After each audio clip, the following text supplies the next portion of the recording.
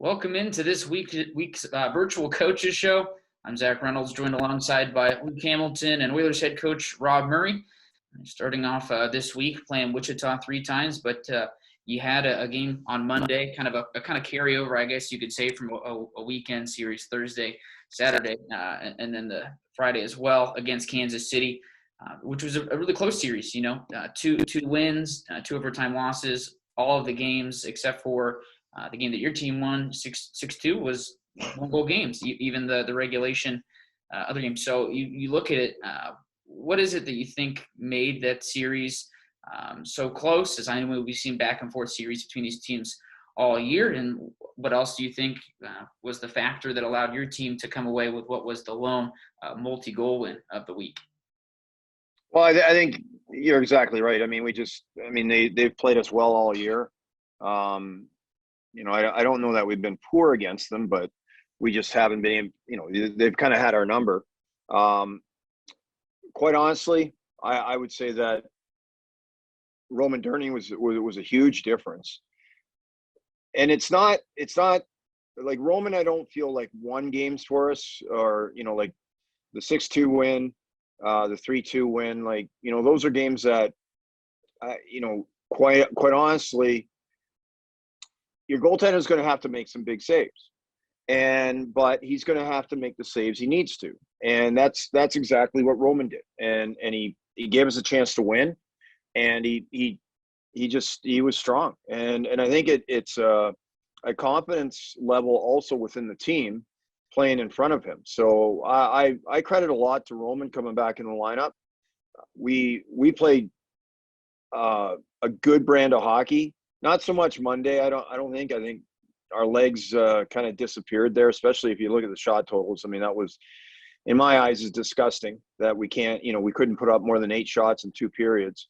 And but when it's all said and done, we got 6 out of a possible 8 points. And going into a 4-4 like that, I don't know, expectations, you hope you could get all 8, but realistically, and you got to be a realist, I mean, it's nearly impossible. And so for us to come away with 6 out of the 8, it's pretty good. Yeah, something that stuck out just as much as Roman Durney's game did was the power play. It was on during this 4-game series, without a doubt.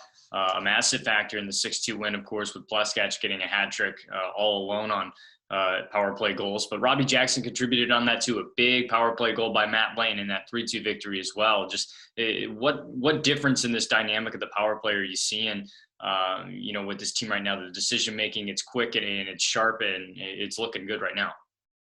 Well, I think there's 2 factors there, Luke. I think that the feeling out of what Robbie brings, he's only, he's been around now, 11, 12 games, yet it's a new dynamic, right? It's a new guy playing the half wall. What's his preferences? Where do I go? Where do I?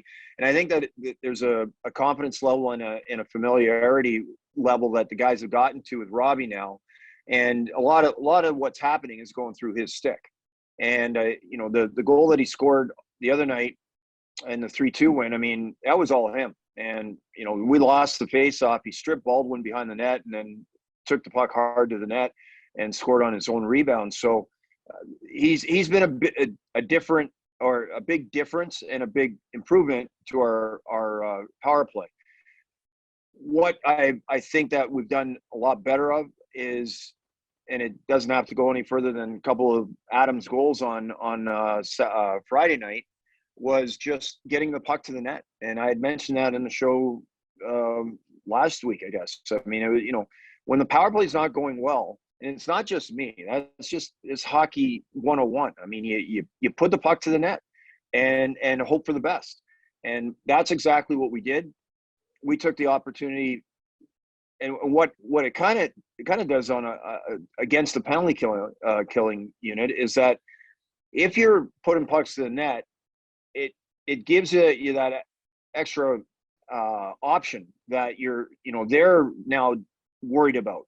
You might go into a game pre-scouting a team and look at us prior to the Kansas City series and say, well, all they do is pass it around, trying to look for that open shot, where whereas we were putting pucks to the net and finding a way, then that in turn opens up the other side of it where we can move the puck around the perimeter and look for some good seam passes and looks like that. So it's all one big production, yet, you know, we seem to get the idea, and for that matter, you know, for that reason, we were successful in our power play throughout the week. As we stated earlier, a lot of close games as of late. You know, you can even go back to the week before that, another 2 games that go into the extra frame. And so teams are playing very good hockey, and we've seen guys, you know, pop in and out of the lineup and maybe kind of solidify themselves a bit more. I mean, we've talked about Garrett Cecere lately on the pregame interviews, but are there any players in particular that you see, you know, say maybe over this last 10 or so, last maybe more games that you think are playing their best hockey, whether it be, you know, best hockey you've seen them play since being in Tulsa, or the best hockey you've seen them play, you know, overall over the years? Well, I think, you know, there's a few names. Conlon Keenan is playing really elevated his game.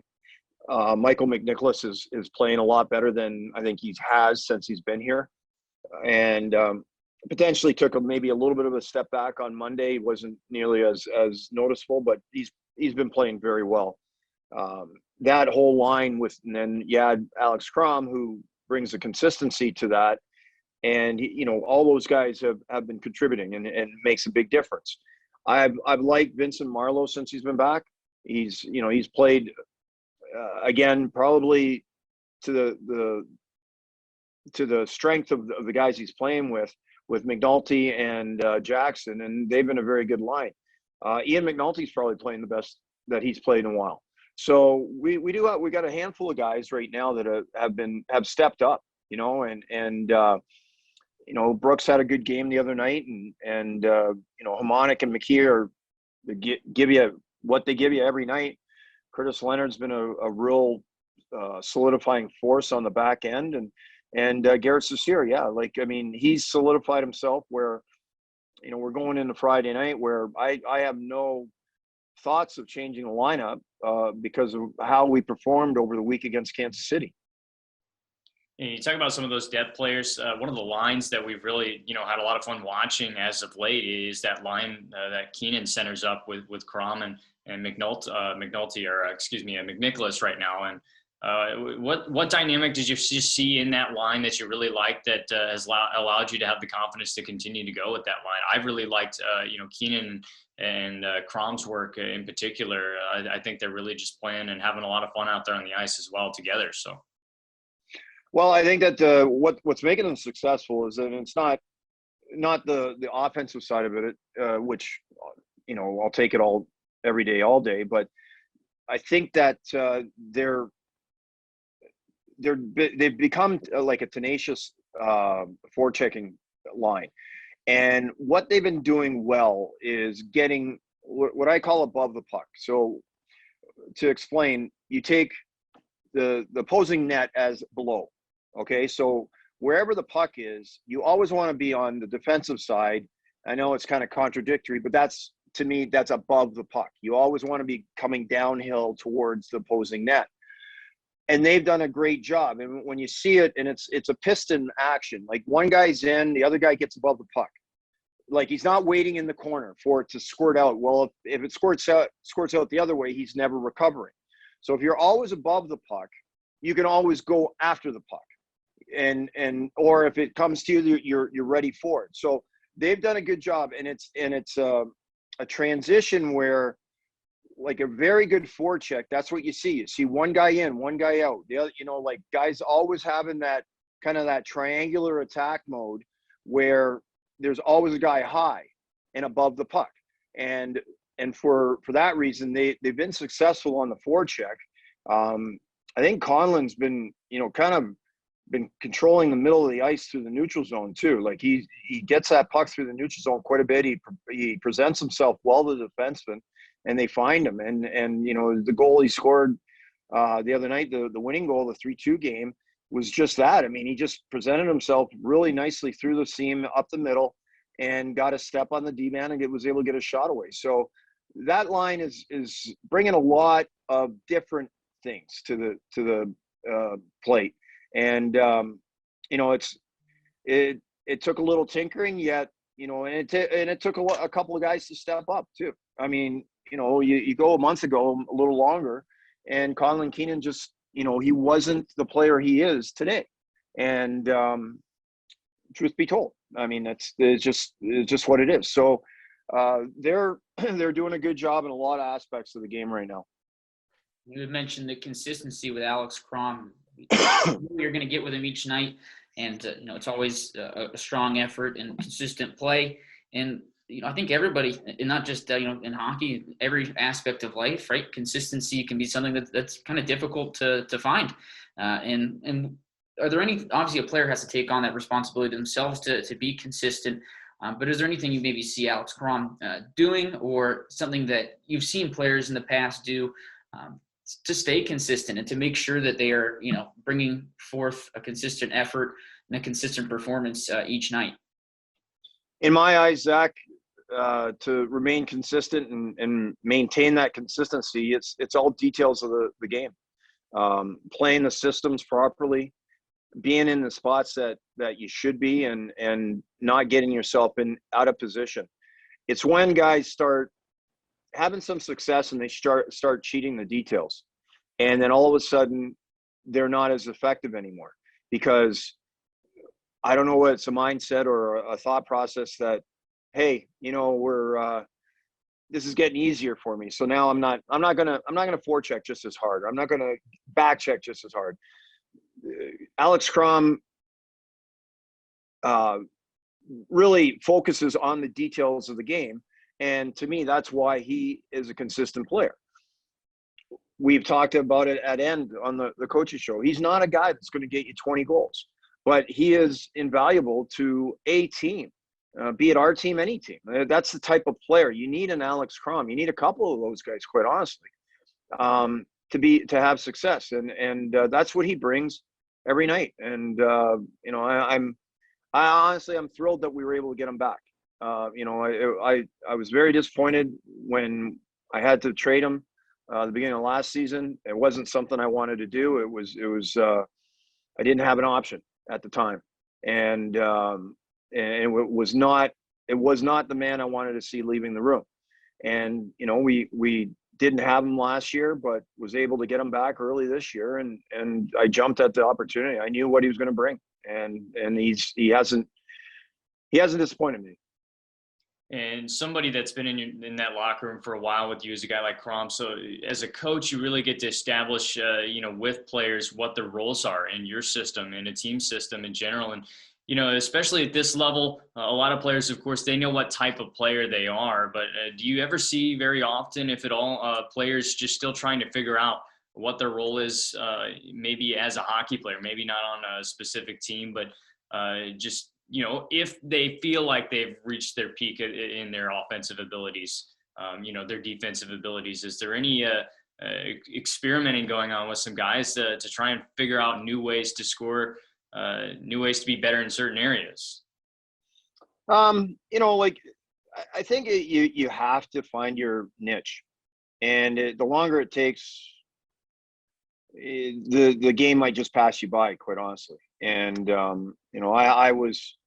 I was like that. Like I found my niche real early, and I knew what was going to make me successful, so I focused on that. And when your niche is not being the top scorer and being the guy, the go-to guy on the power play and whatnot, you got to find some other ways to contribute to the team, and then those offensive outbursts or whatever become bonus, quite honestly. Like, my game hadn't changed my whole career, and then the 1 year I was in Moncton, I ended up with 25 goals, which was well and above any year I'd ever attained that. Yet I stuck to my details, and I found success on the offensive side that season.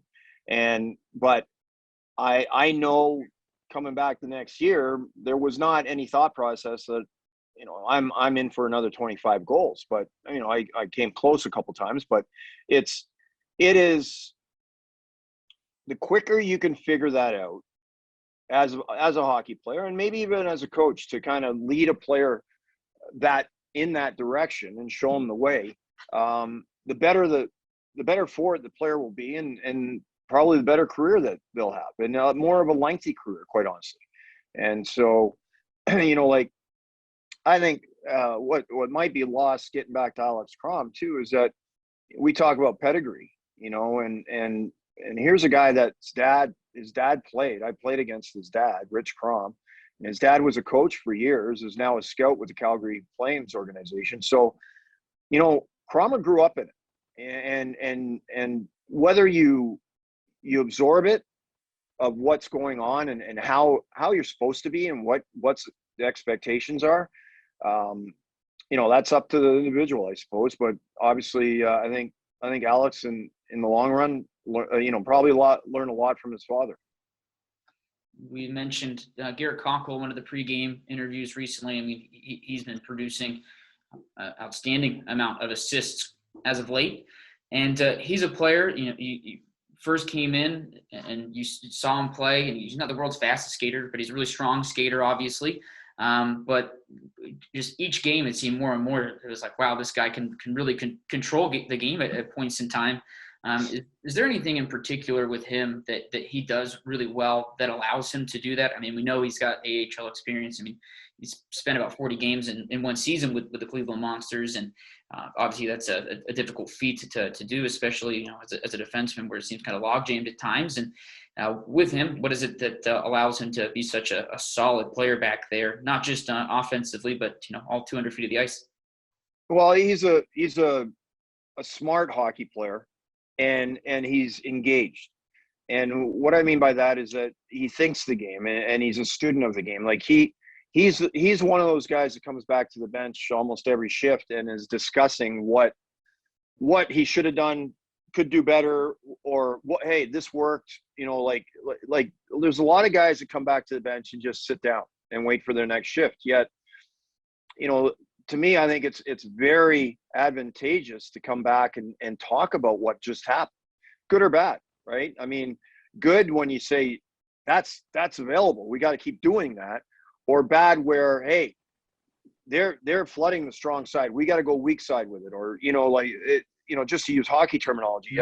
Yet that's something that Coxie does almost by the shift, and he's a very excitable kid. Like he loves playing the game. I mean, he's one of the more vocal guys on the bench, in the dressing room, and I'm not sure. I don't remember whether he got any points on Monday, but 30 points in 54 games going into the game on Monday. That's when it's the type of output that we offensive output that we expected. And, he's far and away ahead of any defenseman on our team as far as scoring. So he has brought what I expected him to bring, and maybe a little more. I've been really impressed with him this season. Yeah, something with his game that I've noticed a lot, and maybe not, like an Erik Karlsson or a Chris Letang at the NHL level, but he carries the puck into the zone himself quite often. He's confident when he does that. I think his edge work's really great whenever he can get in deep below the circles. And I think that's got to maybe just change the way that you look at an offensive dynamic a little bit, if you can utilize that. Is that something that you have seen out of his game and feel like you can utilize and emphasize with him? Or is it maybe just a perk that he brings that really helps out in the long run? I think it's just a perk. I don't have to discuss it with him. I mean, he knows time and place in the game to do it. I do agree with you. And the difference between that a guy like Garrett Cockrell and player B, you'll see a lot of guys that, and I'll use I don't want to point anybody out, but I'll just say player B again. Well, player B can skate the puck like anybody to the blue line, but then it's like a wall comes up, like they don't know what to do with it. Like they get across that blue line and there's no game plan. And so, you see that with a lot of guys that can really skate, but then once they get there, they almost freeze up and they don't make a play past the blue line. Garrett's got a little bit more in his game than that. And when he gets to the blue line, whether he has a plan in place as he gets to it, he definitely makes a play or attempts to make a play once he gets there. And too many times we've seen where our defensemen carry the puck all the way down below the goal line and just get rubbed off the puck. And now we're losing possession of the puck, and we don't have a defenseman back to play defense. So there has to be some kind of thought process, especially, whether it's quickly once you hit that blue line, you got to look for that open play, or you got that just mentality. Okay, I got this far, I'm putting the puck to the net. And I think Coxie does a good job of that, both things, quite honestly. Luke and I had watched a video the other day. It was kind of an old school, I think late 80s kind of goaltender tutorial from back in the old stand-up days, and obviously very different. And we had kind of just been talking about different goaltenders and different styles over the years. And, obviously the butterfly dominates these days. I mean, it's the go-to, the gold standard. The equipment was something we noticed so different now than what it was in the 80s. I mean, it looks like they're barely wearing anything back then in comparison to now. And with with your playing days, your career spanned a long time and a lot of changes, it seemed, in hockey. When you were playing, as you're near the tail end of your career, did you start to see a lot of those kind of butterfly guys, or maybe more so like the hybrids, start to leak into the game? And with that, what was it like for guys, as forwards and even defensemen coming into to games and just seeing basically an entire new strategy from goaltenders enter, from the top down to the bottom in all of hockey, essentially? I think scoring became a lot harder. And I can relate to what you're talking about. You watch 70s or 80s NHL hockey, and I don't know, it's almost like they got the water boy out there playing net. I mean, and the gear, you're right. I mean, that's where gear now, regardless of goalies' gear, players' skates, the sticks, I mean, everything has evolved, just like anything in life, I guess. But it's gotten so much better and better. Like, when I first started, I'm using wood sticks. And I mean, you ever pick up a wood stick now? Holy cow. I mean, the thing's like 3 pounds. I mean, it's unbelievable. And these things are light as a feather, yet they're almost indestructible. I mean, it's amazing. I did see the change. I'll share a story with you. Pete Peters and I played in Washington years ago, my first couple of years in the NHL. And Pete was a diehard stand-up goalie. Played for the Bruins, played for the Caps, multiple places. Great guy. Well, Pete's like, I asked him once, I said, what are you doing when you come out? And he says, I'm taking the angle away. And I said, well, what if I was to shoot it just so well enough right along the ice and beat you to the far post? And he said, that'd be a good shot by you. He was not going to go down for anything. In his mind, he had the angle. And this is going back to what you're talking about, stand-up goalies. They never went down. I mean, the only time they went down was when there was a scramble in the crease, or they had to dive for a puck. I mean, these guys were so in tune with their angles in the net and in the crease that their belief was that I've got the angle covered, so there's nowhere for the guy to shoot. I think that has changed too. And another story, I remember as a kid growing up in Toronto, watching Toronto Maple Leafs all the time, and Rick Vive was so good at it. Big right-handed shot. He'd come down the right wing and he'd let a slap shot go, and he could hit that far post almost 9 out of 10 times. And he would score like that all the time. Well, where do guys shoot now? Everything is high because the goalie's going down. And so not only has goaltending evolved, the player's thought process of where to shoot has evolved. Because when you have the goalie going down, well, their legs are now covering the net down low. So really, realistically, where do you shoot? You go top shelf. And I really believe the progression of goaltending to the butterfly, which you can't find a goalie that doesn't butterfly anymore, is now changed the shooter's approach to when I was growing up, and maybe a little bit through my career, where you don't, like nobody shoots the puck along the ice anymore. I mean, you might a D-man will from the point to try to get a tip in front, but there is no chance that you're going to ever see a guy go down the wing and fire one off the back post right along the ice. And so the transition of goaltending and probably the shooters' minds have changed all at the same time, I believe. You kind of look at the flip side of it, maybe with the forwards and the skaters, as, the two-line pass sort of disappears, that rule, things evolve in that way. The gear that these guys wear, I mean, it makes them feel like they can stop anything, which they can, getting in shot lanes, things like that. But I think the physical play too, and you can probably attest to this as well, has changed the way that teams enter into the zone. You look at the Tampa Bay Lightning last year, I believe it was the highest dump-in rate out of any team that had won the Stanley Cup throughout the playoffs. They were dumping in, I think, around 60% of their entries into the zone. And do you think that has just been, maybe a result of not only the speed of the game, but the speed of the defensemen to close down in the neutral zone and just the physical play in general? It's picked up. You add that speed and that physical play, and sometimes that's your only play is to just dump it in. Well, the neutral zone has been, it's evolved to that for sure, Luke. Like, it's all dump and chase, and and it's not when you use the terminology dump and chase, it just seems like you just throw it anywhere. Well, there's a purpose to where you throw the puck, and hopefully that you're doing it properly and getting in and winning battles and winning that puck back.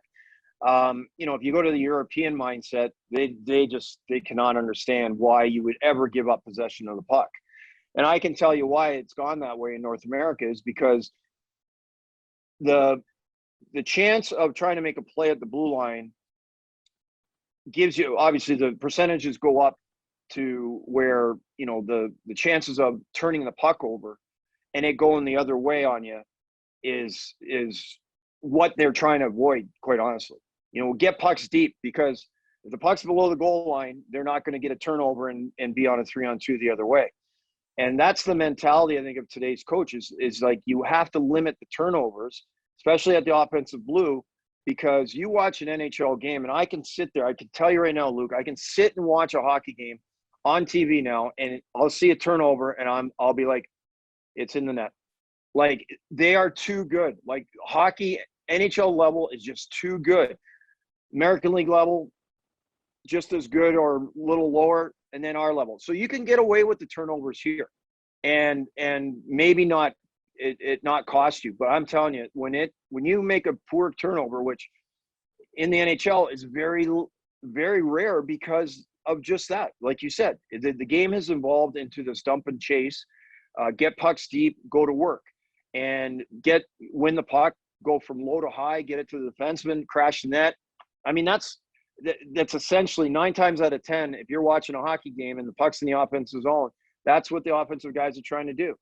And so I think it's more of a demand, if anything, by the coaches of today, that they want to avoid or limit any turnovers and any possibility of a goal against.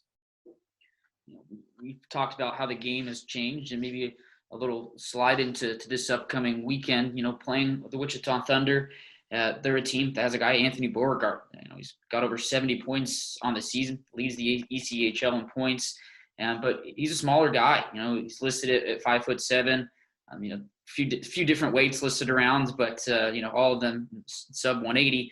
And you look at that, he has so much success in this league, and we've seen him play very well, even against us, despite playing very well against them in the season series when it comes down to the wins and losses.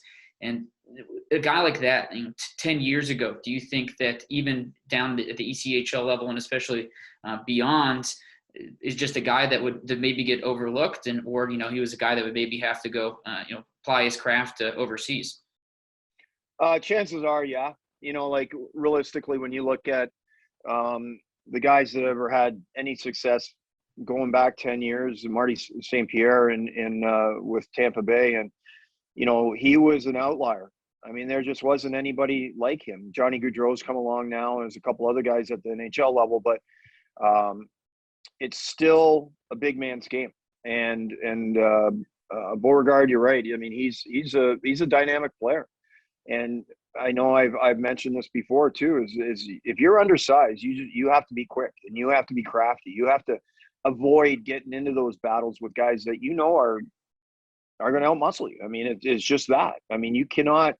A Beauregard cannot go in the corner with Mike McKee and just expect to outmuscle him, and he knows that, and that's the smarts that he has, and because of it, I mean, his speed through the neutral zone and in open ice is as good as any at our level, and that's what those guys have to be like that. They have to be excellent skaters. They have to be elusive, and they just got to be smart, and that's what makes a smaller guy better not better, but just a guy that has a smaller frame be successful at the higher levels.